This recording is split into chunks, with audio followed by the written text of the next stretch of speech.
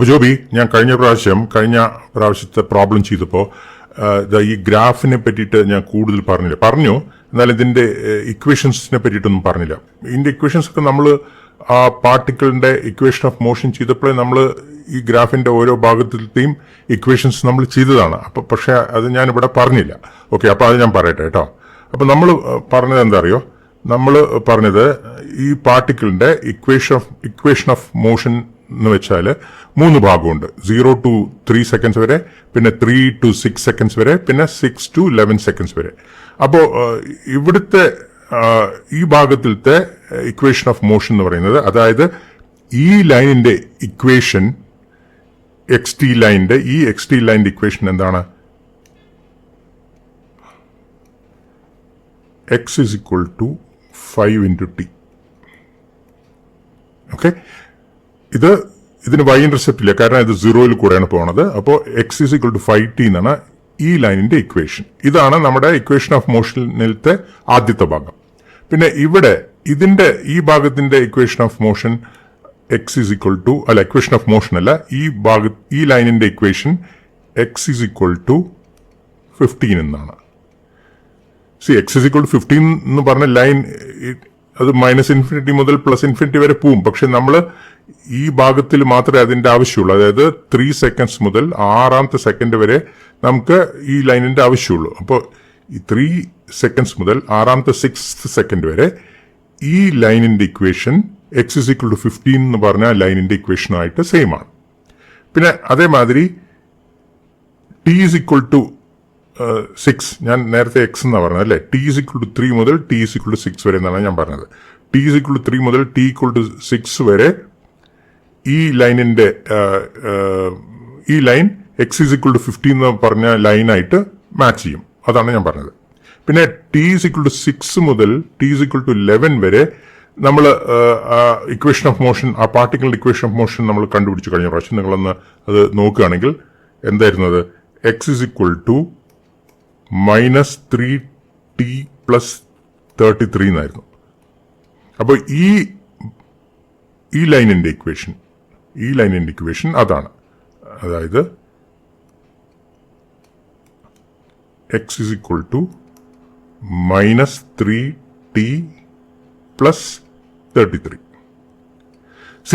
നേരത്തെ പറഞ്ഞ മാതിരി ഈ ലൈൻ എന്ന് പറഞ്ഞാൽ ഒരു ലൈനിന്റെ ഇക്വേഷൻ എന്ന് പറഞ്ഞാൽ ആ ലൈൻ -x -∞ മുതൽ x +∞ വരെ അത് കിടക്കുകയാണ്. പക്ഷേ ഫോർ എക്സാമ്പിൾ ഇതിൽ 33 എന്ന് പറഞ്ഞാൽ അതിന്റെ y ഇന്റർസെപ്റ്റ് ആണ്. അതായത് നമ്മൾ ഇതിനെ എങ്ങനെ മുകളിലേക്ക് എക്സ്റ്റെൻഡ് ചെയ്തല്ലേ, അത് ഈ y ആക്സിസിൽ പറഞ്ഞാൽ x ആക്സിസിൽ 33 x is equal to 33 അത് കട്ട് ചെയ്യും. അതുകൊണ്ടാണ് 33 y ഇന്റർസെപ്റ്റ് ആയിട്ട് കിട്ടുന്നത്. ഇവിടെ y ഇന്റർസെപ്റ്റ് എന്ന് പറഞ്ഞാൽ x ആക്സിസിനെ കട്ട് ചെയ്യണ ആ പാർട്ടിനെയാണ് ഇവിടുത്തെ y ഇന്റർസെപ്റ്റ്. കാരണം നമ്മുടെ y x ആണ്, x വന്നിട്ട് t ആണ്. അപ്പോൾ ഈ നമ്മുടെ 3 ഇക്വേഷൻസ് ഉണ്ടായിരുന്നല്ലോ, ഇക്വേഷൻ ഓഫ് മോഷനിൽ 3 ഭാഗം ഉണ്ടായിരുന്നല്ലോ. ആ 3 ഭാഗം ഈ 3 ലൈൻസിന്റെ ഇക്വേഷൻസ് ആയിട്ട് മാറുകയാണ്. x is equal to 5t, പിന്നെ x is equal to 15, x is equal to -3t + 33. നിങ്ങൾ എന്താ ചെയ്യേണ്ടതെന്ന് വെച്ചാൽ, നമ്മൾ ഇതിനു മുമ്പ് ഒരു ലൈൻ വരച്ചിട്ട് അതിന്റെ സ്ലോപ്പിനെയൊക്കെ വെരിഫൈ ചെയ്തല്ലോ. വെരിഫൈ ചെയ്യാൻ നമ്മൾ 2 പോയിന്റ് എടുത്തു. ഫോർ എക്സാമ്പിൾ, നിങ്ങൾക്ക് ഈ പോയിന്റും എടുത്തിട്ട് നിങ്ങൾ ഇതിന്റെ സ്ലോപ്പ് 5 ആണെന്ന് വെരിഫൈ ചെയ്യണം. പിന്നെ ഇവിടെ ഒന്നും ചെയ്യാനില്ല. ഇവിടെയും അതുമാതിരി നിങ്ങൾ ഈ പോയിന്റും പിന്നെ ഈ പോയിന്റും എടുത്തിട്ട് ഇതിന്റെ സ്ലോപ്പ് -3 ആണെന്ന് വെരിഫൈ ചെയ്യണം. ഈ പോയിന്റിന്റെ കോർഡിനേറ്റ്സ് എന്താണ്? ഇത് 3ാമത്തെ സെക്കൻഡ് വരെയാണ്. അപ്പൊ ഈ പോയിന്റിന്റെ കോർഡിനേറ്റ്സ് എന്ന് പറയുന്നത് 3,15 ആണ്. അതേമാതിരി ഈ പോയിന്റിന്റെ കോർഡിനേറ്റ്സ് എന്ന് പറഞ്ഞാൽ ഇത് 11th സെക്കൻഡ് വരെയില്ലേ. അപ്പൊ ഇതിന്റെ കോർഡിനേറ്റ്സ് എന്താണെന്ന് വെച്ചാൽ 11,0 ആണ്. കാരണം x 0 ആണ്, t വന്നിട്ട് 11. ഓക്കെ, അപ്പൊ നിങ്ങൾ എന്താ ചെയ്യേണ്ടതെന്ന് വെച്ചാൽ ഈ കോർഡിനേറ്റ്സ് ഒക്കെ വെച്ചിട്ട് ഇതിന്റെ സ്ലോപ്പ് 5 ആണെന്നും ഇതിന്റെ സ്ലോപ്പ് -3 ആണെന്നും വെരിഫൈ ചെയ്യണം. ഇത് നെഗറ്റീവ് ആണെന്ന് മനസ്സിലായി. കാരണം എന്താ പറയുക, ഞാൻ പറഞ്ഞല്ലോ, ലെഫ്റ്റിലേക്ക് ചരിഞ്ഞിരിക്കുന്ന ലൈൻസ് ഒക്കെ നെഗറ്റീവ് സ്ലോപ്പ് ആയിരിക്കും. ഓക്കെ, അപ്പോൾ ഇത്രേ ഞാൻ പറയാൻ വിട്ടുപോയിട്ടുണ്ടായിരുന്നുള്ളൂ. ഓക്കെ, അപ്പൊ നമ്മൾ ഈ വീഡിയോയിലത്തെ വിഷയത്തിലേക്ക് കടക്കാം. ഓക്കെ, ഇതിപ്പോ ഞാൻ രണ്ട് പാർട്ടിക്കിൾസ്, യൂണിഫോം മോഷനിലുള്ള രണ്ട് പാർട്ടിക്കിൾസിന്റെ കാര്യമാണ് നമ്മൾ ഇവിടെ നോക്കാൻ പോണത്.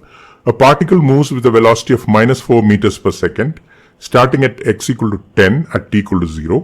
A second particle moving with a constant velocity and starting at x equal to -8 at t equal to 0 overtakes the first particle at t is equal to 6. Sketch the x versus t graph for the two particles on the same graph and write down the equations of motion for the two particles. At what position do they cross each other? Okay, അപ്പോൾ നമുക്ക് ചെയ്യാം. അപ്പോൾ ആദ്യത്തെ പാർട്ടിക്കിളിന്റെ velocity തന്നിട്ടുണ്ട്, അതിന്റെ starting position തന്നിട്ടുണ്ട്. അപ്പോൾ അങ്ങനെ വെലോസിറ്റിയും സ്റ്റാർട്ടിംഗ് പൊസിഷനും തന്നാൽ നമുക്ക് അതിന്റെ ഇക്വേഷൻ ഇമ്മീഡിയറ്റ് ആയിട്ട് എഴുതാം അല്ലേ. നമ്മൾ ജോബിക്ക് ഓർമ്മയില്ലേ, അതായത് ഒരു പാർട്ടിക്കിളിന്റെ വെലോസിറ്റിയും സ്റ്റാർട്ടിംഗ് പൊസിഷനും തന്നാൽ, അതായത് കോൺസ്റ്റന്റ് വെലോസിറ്റിയും സ്റ്റാർട്ടിംഗ് പൊസിഷനും തന്നാൽ നമ്മൾ ഇതിനു മുമ്പ് പറഞ്ഞു അതിന്റെ ഇക്വേഷൻ ഓഫ് മോഷൻ എന്ന് പറഞ്ഞാൽ x is equal to v t plus x naught ആണെന്ന് പറഞ്ഞു. എക്സ് നോട്ട് എന്ന് പറഞ്ഞാൽ starting position, that is position at time t equal to 0. X എന്ന് പറയുന്നതോ x is the position at time t. V എന്ന് പറയുന്നതോ വി ആണ് constant velocity. അപ്പോൾ ഇവിടെ ആദ്യത്തെ പാർട്ടിക്കിളിന് ഇതെല്ലാം തന്നിട്ടുണ്ട്. അപ്പോൾ ആദ്യത്തെ പാർട്ടിക്കിളിന്റെ ഇക്വേഷൻ, ഞാൻ ആദ്യത്തെ പാർട്ടിക്കിളിനെ പാർട്ടിക്കിൾ എ എന്ന് വിളിക്കാം കേട്ടോ. അപ്പോൾ ഇവിടെ രണ്ട് പാർട്ടിക്കിൾസ് ഉണ്ടല്ലോ, അതുകൊണ്ട് ഒരു പാർട്ടിക്കിളിന് എ എന്നും മറ്റേ പാർട്ടിക്കിളിന് ബി എന്നും പേര് കൊടുക്കാം. അപ്പോൾ X A is equal to V എന്താണ് -4 meters per second. അപ്പോൾ -4t. എക്സ് നോട്ട് തന്നിട്ടുണ്ട്, അതാണ് 10 ആണ് സ്റ്റാർട്ടിംഗ് പൊസിഷൻ, അതാണ് വൈ ഇന്റർസെപ്റ്റ്. ഇതിനെ വരയ്ക്കുകയാണെങ്കിൽ അതിന്റെ വൈ ഇന്റർസെപ്റ്റ് ആയിരിക്കും 10. -4t + 10 ആണ് ആദ്യത്തെ പാർട്ടിക്കിൾ എന്റെ ഇക്വേഷൻ ഓഫ് മോഷൻ. ഇനി രണ്ടാമത്തെ പാർട്ടിക്കിള്, അതും കോൺസ്റ്റന്റ് വെലോസിറ്റിയിലാണ് മൂവ് ചെയ്യുന്നത്, പക്ഷെ വെലോസിറ്റി എന്താണെന്ന് പറഞ്ഞിട്ടില്ല. പക്ഷെ വേറൊരു കാര്യം പറഞ്ഞിട്ടുണ്ട്, ഈ ആദ്യത്തെ പാർട്ടിക്കിളും രണ്ടാമത്തെ പാർട്ടിക്കിളും ക്രോസ് ചെയ്യും, t = 6 ക്രോസ് ചെയ്യുന്നുണ്ടെന്ന് പറഞ്ഞിട്ടുണ്ട്. അപ്പൊ അതിന്റെ ഇക്വേഷൻ എന്തായിരിക്കും? ഇതേ അപ്ലൈ ചെയ്യുമ്പോൾ അതിനെ ഞാൻ ബി പാർട്ടിക്കിൾ എന്ന് വിളിക്കാം. അപ്പോൾ X B is equal to V B. ഇത് തന്നിട്ടില്ല, velocity of the B particle തന്നിട്ടില്ല. വെലോസിറ്റി ഓഫ് എ പാർട്ടിക്കിൾ തന്നിട്ട് അത് -4 ആണ്. വി ബി ടി, അത് സ്റ്റാർട്ടിങ് എവിടെയാണ്? It starts at X is equal to -8. അപ്പോൾ വി ബി ടി -8 എന്നാണ് കിട്ടുന്നത്. നമുക്ക് ബി ബി തന്നിട്ടില്ല. പക്ഷെ നമ്മുടെ ഒരു കാര്യം പറയുന്നുണ്ട്, ഈ രണ്ട് പാർട്ടിക്കിൾസും ആറാമത്തെ സെക്കൻഡിൽ ക്രോസ് ചെയ്യുന്നു പറയുന്നുണ്ട്, മറ്റേത് ഇതിനെ ഓവർടേക്ക് ചെയ്യുന്നതെന്ന് പറയുന്നുണ്ട്. അപ്പോൾ നമുക്ക് ഇത് രണ്ടും ആറാമത്തെ സെക്കൻഡിൽ എക്സ് എയും എക്സ് ബിയും സെയിം ആയിരിക്കണം അല്ലെ. ഒരേ പൊസിഷൻ ആയാലേ അത് രണ്ടും ക്രോസ് ചെയ്യുള്ളൂ. അപ്പോൾ at T is equal to 6 seconds കേട്ടോ, X A is equal to X B. X A എന്താണ്? -4t + 10 is equal to xb എന്താണ്? vbt -8. നമ്മൾ എന്തിനാ ഇതൊക്കെ ചെയ്യണം? vb കണ്ടുപിടിക്കാൻ. ഓക്കെ, അതായത് രണ്ടാമത്തെ പാർട്ടിക്കിളിന്റെ വെലോസിറ്റി കണ്ടുപിടിക്കാൻ. അപ്പോൾ നമ്മളിവിടെ t = 6 എന്ന് സബ്സ്റ്റിറ്റ്യൂട്ട് ചെയ്യണം. അപ്പം -4 × 6 + 10 is equal to vb × 6 - 8. അപ്പോൾ -24 + 10 is equal to 6 vb -8. അപ്പോൾ 6 vb is equal to, ഇതിനെ ഇങ്ങോട്ട് കൊണ്ടുവന്നാൽ ലെഫ്റ്റ് സൈഡിൽ കൊണ്ടുവന്നാൽ -24 + 10 + 8. -24 + 10 is -14. -14 + 8 is -6. ഓക്കെ, ഇത് -6 ആണ്. ഇത് 6 vb. അപ്പോൾ വി ബി എന്താണ്? വി ബി എന്ന് പറയുന്നത് -6/6 equal to -1 meters per second. അപ്പോൾ രണ്ടാമത്തെ പാർട്ടിക്കിള് ആദ്യത്തെ പാർട്ടിക്കിളിനെ വെച്ച് നോക്കുമ്പോൾ വളരെ പതുക്കെയാണ് പോണത്. രണ്ടും ലെഫ്റ്റിലേക്കാണ് പോണത്, കാരണം രണ്ടിന് നെഗറ്റീവ് വെലോസിറ്റിയാണ്.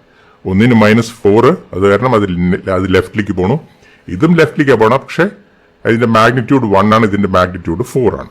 അപ്പൊ നമുക്ക് ഈ രണ്ട് പാർട്ടിക്കിളിന്റെയും ഇക്വേഷൻസ് ഓഫ് മോഷൻ എഴുതാം. ആദ്യത്തെ പാർട്ടിക്കിളിന്റെ ഇക്വേഷൻ ഓഫ് മോഷൻ എഴുതി കഴിഞ്ഞു, ഇതാണിത്. രണ്ടാമത്തെ പാർട്ടിക്കിളിന്റെ ഇക്വേഷൻ ഓഫ് മോഷൻ എന്താണ്? നമ്മൾ വി ബി കണ്ടുപിടിച്ച് കഴിഞ്ഞല്ലോ. അപ്പൊ ഇനി നമുക്കത് എഴുതാം. X B is equal to V B T. V B എന്ന് പറയുന്നത് -1 ആണ്. അപ്പോൾ -1 × t -8, അതായത് -t -8. അപ്പൊ ഇത്രയേ ഉള്ളൂ കാര്യം.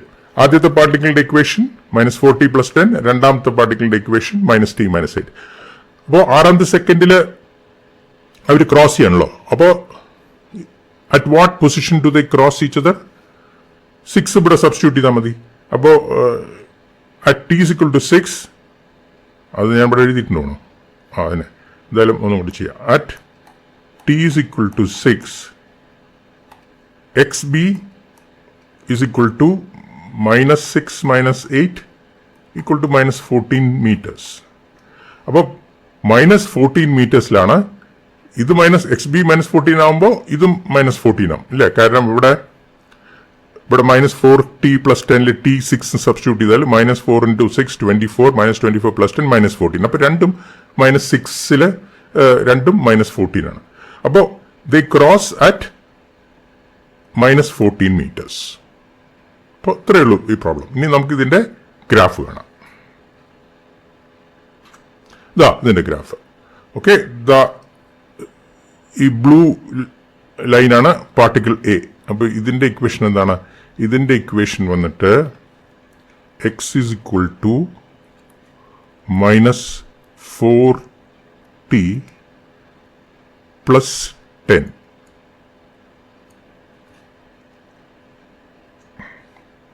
-4t + 10. ഇതിന്റെ ഇക്വേഷനോ?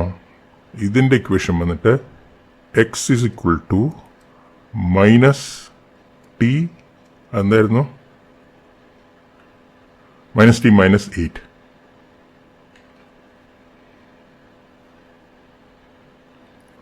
-t - 8. ഇവിടെ വെലോസിറ്റി ഗ്രാഫ് കാണിച്ചിട്ടുണ്ട്. വെലോസിറ്റി ഗ്രാഫ് അത്ര ഇൻട്രസ്റ്റിംഗ് ഇല്ല, കാരണം കോൺസ്റ്റന്റ് വെലോസിറ്റി ആണ്. ഇതെന്താണത്? ഇത് v is equal to ഇത് b പാർട്ടിക്കിൾ കേട്ടോ. vb is equal to -1 meter/second. ഇത് va is equal to -4 meters/second. ഇത്രയേ ഉള്ളൂ കാര്യം. അപ്പൊ നമുക്കിതിന്റെ നമുക്ക് സ്റ്റോപ്പ് വാച്ച് സ്റ്റാർട്ട് ചെയ്തിട്ട് ഇത് കാണാം നമുക്ക്. ഓക്കെ, ഇത് -4 meters/second ലെഫ്റ്റിലേക്ക് പോകുന്നുണ്ട്. ഇത് മെല്ലെ -1 meters/second പോകുന്നുണ്ട്. ആറാമത്തെ സെക്കൻഡിൽ ഇത് രണ്ടും കൂടെ ക്രോസ് ചെയ്യുന്നുണ്ട്. ഓക്കെ, ഇത് -4 meters/second ലെഫ്റ്റിലേക്ക് സ്പീഡില്, ഇത് മെല്ലെ -1 meters/second പോകുന്നുണ്ട്. ആറാമത്തെ സെക്കൻഡ് എന്ന് പറയുമ്പോൾ x is equal to -14 meters ഇത് രണ്ടും ക്രോസ് ചെയ്യുന്നുണ്ട്. ഓക്കെ, അപ്പോൾ ഇത്രയേ ഉള്ളൂ കാര്യം. അപ്പോൾ ഈ വീഡിയോയിൽ ഇത്രയേ ഉള്ളൂ. അടുത്ത വീഡിയോയിൽ നമുക്ക് ആവറേജ് വെലോസിറ്റിന്റെ ഗ്രാഫിനെ പറ്റി നമുക്ക് സംസാരിക്കാം. ഓക്കെ, ശരി.